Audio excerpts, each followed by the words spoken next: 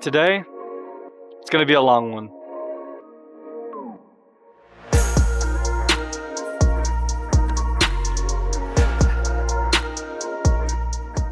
Now, in a past video, I stated that the engine harness that is in this car is not OEM, and that's true.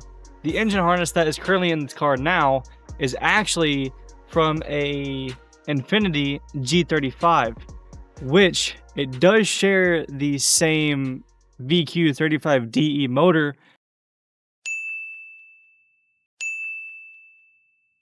which comes in these 350Zs, at least the earlier models, which this is an 03, one of the first gens. But that doesn't necessarily mean that it will work the same. Now, it can work, which so far this has worked decently well, but one thing that you never really want to mess with a whole lot is electrical. So that is why in today's video, I'm going to attempt to swap it out for an OEM harness. So this is a harness that I bought off a guy on eBay for about $700. Yes, $700. Now, usually these go for a lot more, especially if you buy them in near perfect condition. Now, this right here, it's not without its flaws. Let me show you. Alright, so this harness here, for the most part, it looks like it's in pretty good condition. There's nothing really wrong with any of the clips, any of the wiring, any of the covers on the wires themselves, until you really get to this section here. Now, hopefully you guys can see this on camera, but what appears to have happened is burn damage. Now, I don't know if this was because that this harness was ever in a car that caught on fire or what, but I don't know if that is going to work or not. I mean, it looks like it's intact, at least for the wiring part. Now, I will say, one of the actual connectors, let me see if I can show you guys, is broken. So that definitely won't clip on, and then neither will this one, because this one here is also kind of melted. But the last one here, this one, kind of seems mostly intact. But while we are replacing this harness, when we take out the old one, I'm going to see if it has those same connectors, because if that's the case, then I could probably just cut those off of the old harness and then install them onto this one and just splice them. But we'll see. Now, the first thing I want to do is go ahead and take off this front bumper, so that way whenever we need to get to the sensors that are under the car, we can go ahead and jack it up from the front.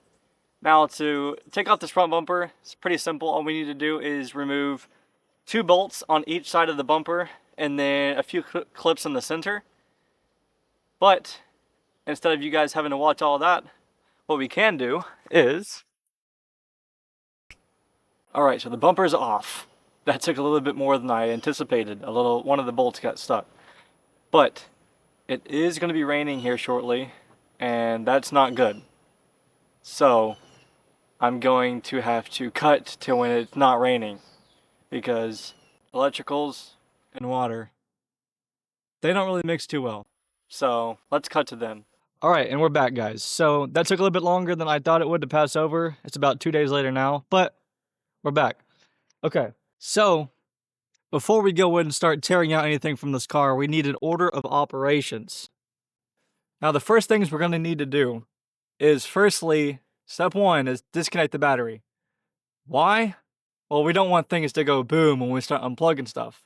After that, we're going to need to get under the dashboard on the passenger side and disconnect the ECU and all of the harness that runs through that, because sadly, the harness doesn't only pertain to just everything that's in the engine bay.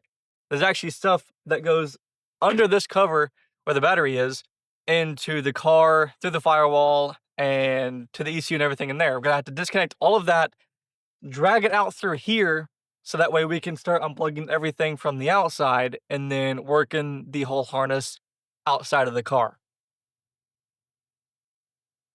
This could be fun. Let's get to it.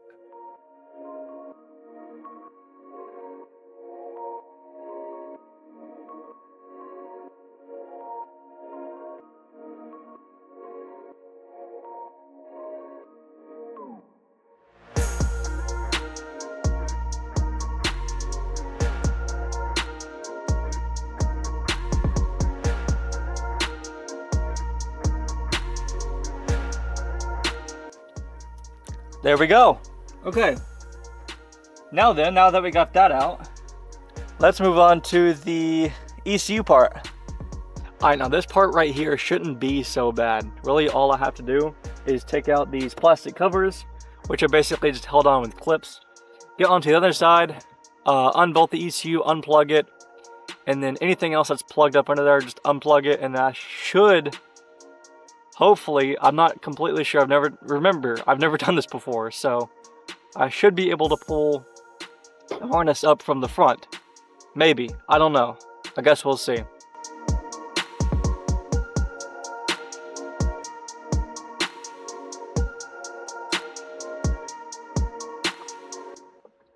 And bam, all the covers removed. That's pretty easy. But I suppose that was the easy part, so I guess we'll go ahead and get to the hard part. Now this is gonna get a little weird.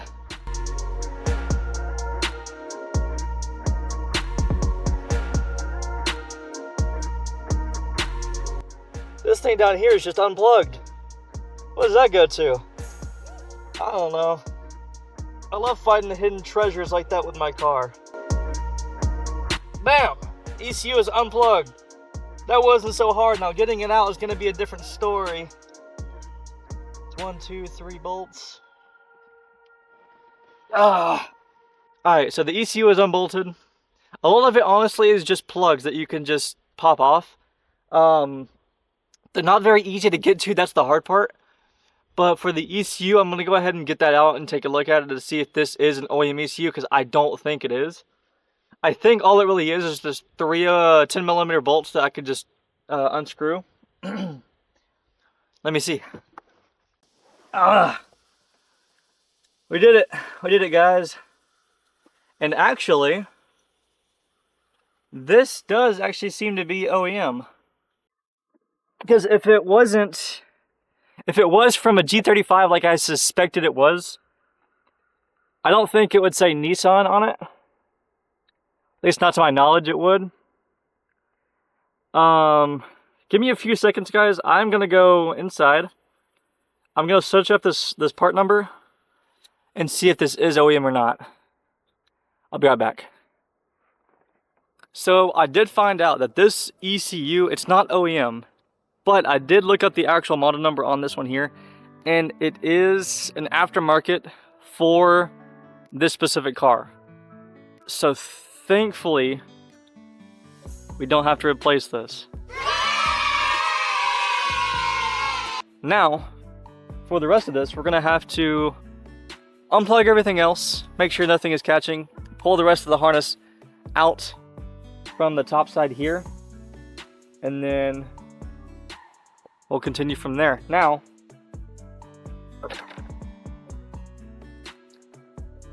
since you guys probably don't want to see me crawling in and out of that dashboard multiple times, I have a simpler solution.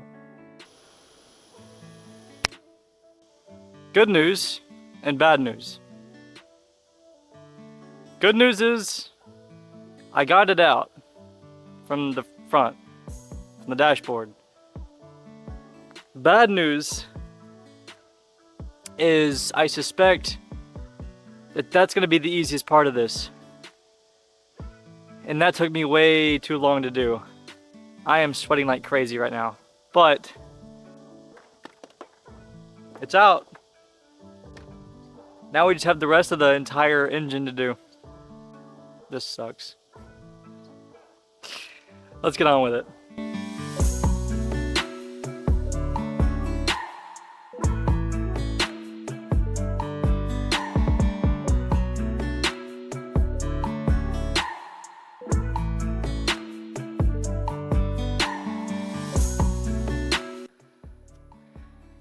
You know, a lot of people might ask, why do this yourself? Why take on this challenge that you have no idea how to do, or something that is going to be extremely difficult, possibly take a long time and may not even work? Well, firstly, it's because I'm broke. I can't really pay anybody to do this. I can't bring it to a shop because that's expensive. Secondly, because most of the time I honestly find stuff like this to be pretty fun to learn how to do. I've always had an interest in cars ever since I was little. Growing up though, never got to be around them. Didn't really grow up in the wealthiest family in the world. So it wasn't until later on in my life, whenever I got to live by myself, moved to a bigger city in Houston, and then I was able to kind of explore the car scene a little more, but really couldn't get into it until I saved up enough money, eventually bought this guy. I could have definitely got a better car for sure, but for some reason I thought this one here would be pretty perfect for what I wanted to do with it. I wanted to buy a car that needed a lot of work, because I wanted to be the one to put in that work, to be able to do everything that that car needs to be able to be what I envision it. And lastly, honestly, I want to be able to prove that you don't need to know what you're doing to do stuff like this. To be able to prove to people that have this dream to be able to do something, but they're scared to do it because they don't know how, or they might fear that they will make themselves look stupid because they don't know how to do it. And that's why I want to film these videos, guys, is because I have no idea what I'm doing. I've never done this before, and I might look stupid doing it, but honestly, at this point, I'm okay with that, because that's part of the process. You're gonna look stupid, but you have to be able to not care what other people think about that, because in the end, if you want to do it, then why should it matter if you know how to or not? Because eventually, if you start doing it, you're going to pick up all these skills. You're going to pick up these skills on knowing how to do stuff. Like me, I don't know what I'm doing. I don't know how to remove this harness. But who cares? I want to do it anyway. I want to try it. And God knows, I damn sure don't know how to put in a harness. But we're going to try. Because in the end, that's all we can do. You know? So, sorry for that little rant, but I just felt like I should kind of explain why I'm doing all this and why I'm putting in this effort for something that might not even work, but it's worth the try. So let's get back to it. Flashlight. So I got this part partly out. This is about to get weird. About to get a weird position here. Watch this. Yes. This is how the Nissan technicians do it, I suppose.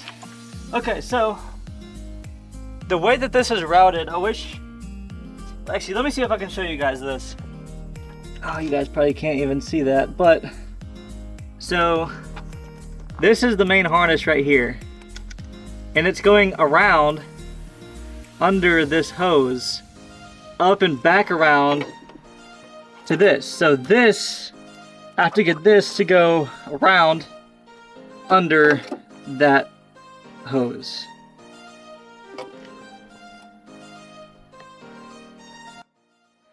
You know, I'm sitting here taking a water break thinking, if I'm able to actually get all of this done and get it all working right, if I can do all of this just sitting out here just under a tree in the dirt without any kind of fancy shop, without any kind of car lift,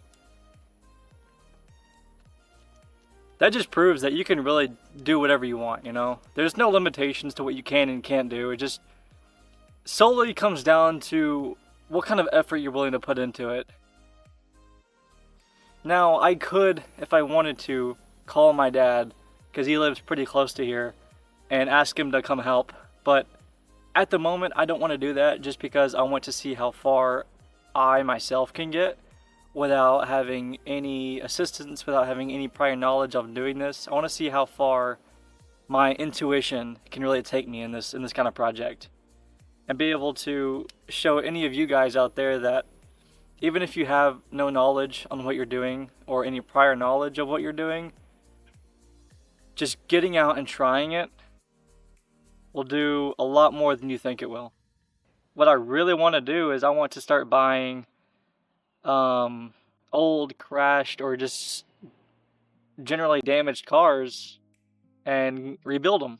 And on a lot of them, I really want to be able to rebuild really cool cars and then be able to do giveaways for any of you guys that might be watching. Now, with that being said, I will definitely encourage you guys to subscribe to the channel and drop a comment on if you have any recommendations on what we obviously should do with the car, or just moving forward, or if you guys have any insight on YouTube video filming and editing that I may not have. Definitely drop them in the comments.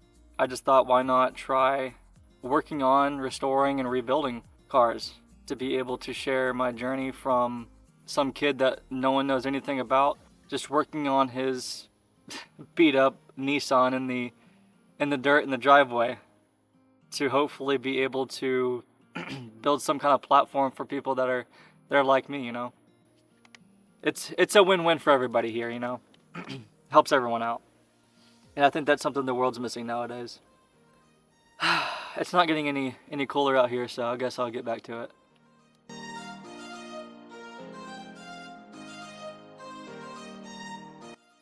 All right. Car's up. I'm gonna go get me some water, because I feel like I'm about to fall over. Yeah? Okay, cool. The next day.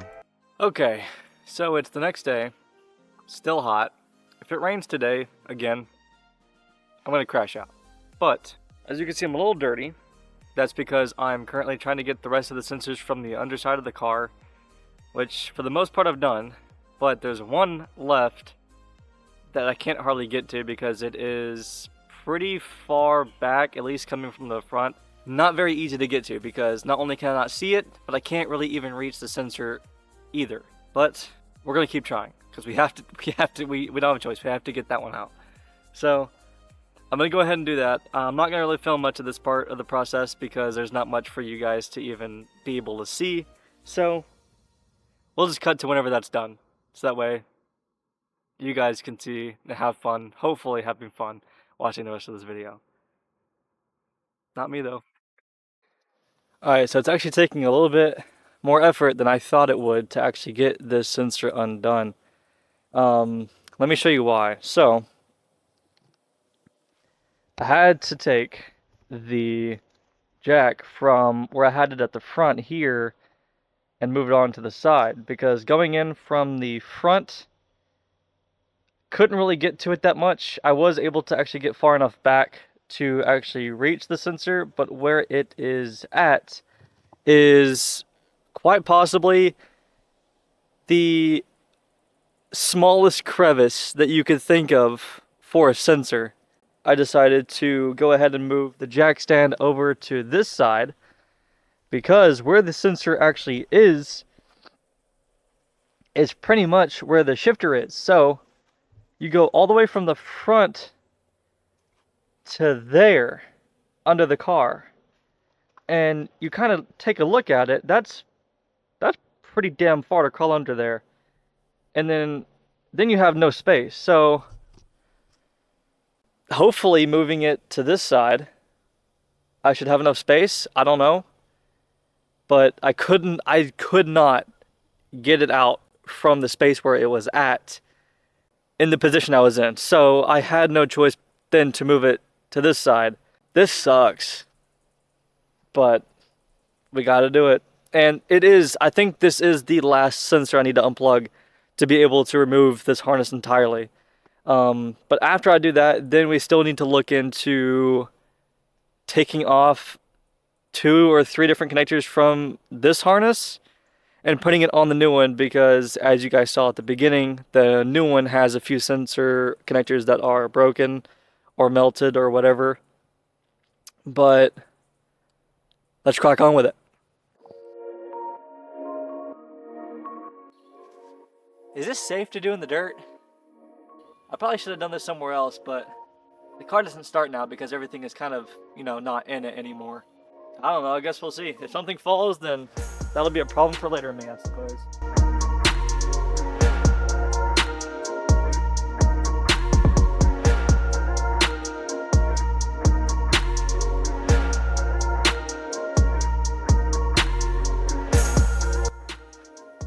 That should be fine, right? Disclaimer, guys, I should have said this at the beginning of the video, but I'll say it now. This is not a tutorial, okay? If it wasn't already clear enough. I have no idea what I'm doing. I just thought maybe I should do it anyways.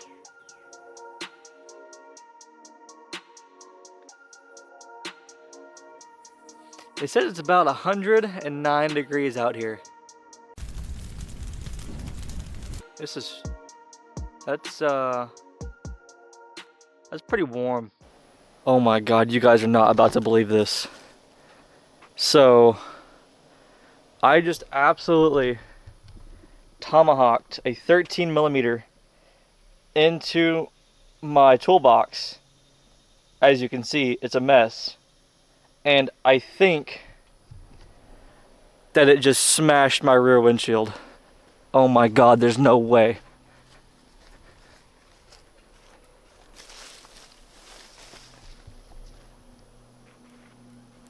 Oh my God.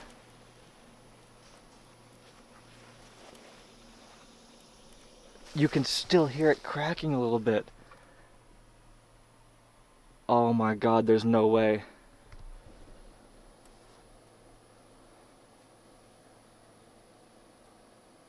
Oh my God, you can see the where it hit. Can you guys see that? Oh my God. How the hell did that happen? All I hear is it hit the toolbox, and all I hear is a psh. I look up, and my rear windshield looks a little dirtier than expected. So I went over and look. That bitch is smashed. Oh my God, that's gonna be so expensive. I can't even find the socket. The socket's gone. Look, nothing, nowhere. Not on this side, not back here. Where the hell did the socket go?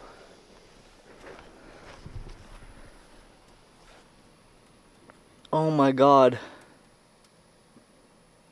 What do I do? Oh, there's the culprit. This little fucking thing right here. Yep. This little piece right here just cost me 300 bucks. I genuinely cannot believe that just happened.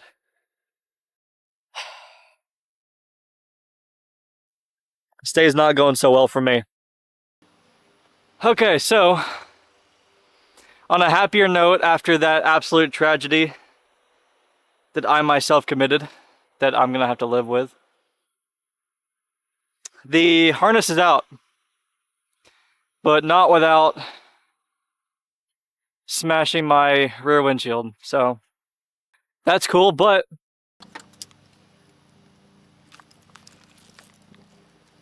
we fucking did it. Look at this. Look at this absolute fucking rat's nest. Look at this shit. Look at this. You know what I think of this? Fucking, look at this. Look at that. Absolutely just a nest. Look at this. Now, it's cool and all that that's out, but getting in the new one is going to be harder than getting out the old one. But I honestly might be done for the day. After what just transpired. Oh my God. I think I'm done for now. I do not have the patience or the mental fortitude to deal with putting in a new one or even starting to put in a new one right now. because I now have to go find a replacement windshield and figure out if I'm willing to spend the money right now. Hey though, look at this. Look how clean and uncluttered the engine bay looks now. No wires. No wires. Just tubes. No battery. I cannot believe that socket just smashed my rear windshield. I'm so close to setting this car on fire and letting it roll down a hill. I'm right there. I am right there. I swear. I don't know what to do, guys. I really don't. I'm actually so in shock right now. I'm so pissed. Hey, at least on the bright side though, now I don't have to remove the tint from the rear windshield. But now I have to replace the whole windshield. That's going to be about $300, just right out of the bank, right out of my pocket. What a good thing to end the day on, you know? The joys of working on your own car. It's so much fun. I guess I can't really be too mad because I kind of did that to myself. I guess it's going to kind of teach me not to get angry whenever I'm working on this damn thing, because stuff like that will happen. But we go on.